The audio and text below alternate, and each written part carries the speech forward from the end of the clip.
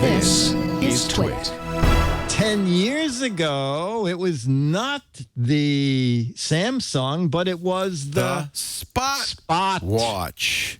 From friends we were just talking about, Microsoft with the catchy smart personal objects technology. I'll tell you how old this show is.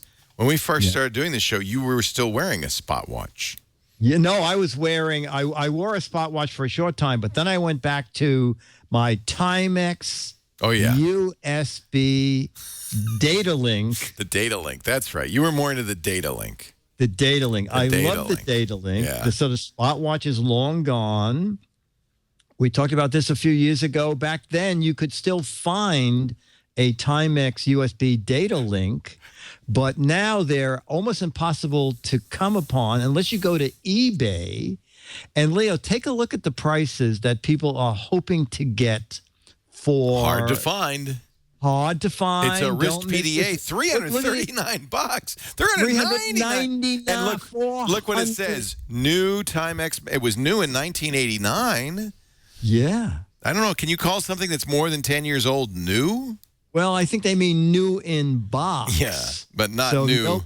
Out of production is more likely. Yeah, but do you think there's demand? I mean, why else would they be charging that? You know what? I used to follow a couple of forums, and people were bemoaning the fact that they were getting harder and harder to find. If it wasn't that the battery went dead last week, I would still be wearing mine. No, you're kidding. So what went wrong with the data link was that the way you would put data in it is you would hold it up to your CRT display, which would then blink and communicate with the watch. So once you got rid of CRTs, how did you talk to it? Well, then you had to buy a separate gadget, which I had. Yeah. Which plugged into USB, and it generated the light pulses.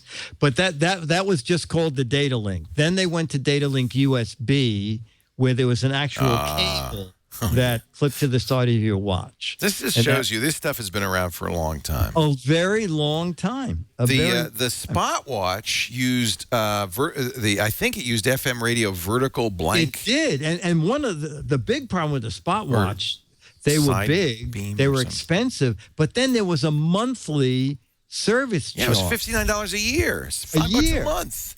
Yeah.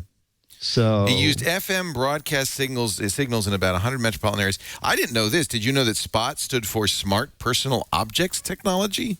Oh, I thought it was Smart Personal Objects Technology. Oh, well, you're absolutely wrong. Right, right. It started in 2004. Fossil, Sunto, that's the one you were showing. Yes, exactly. Tissot and Swatch also did models. Spot Technologies also included, I bet you didn't know this, coffee makers from Melita.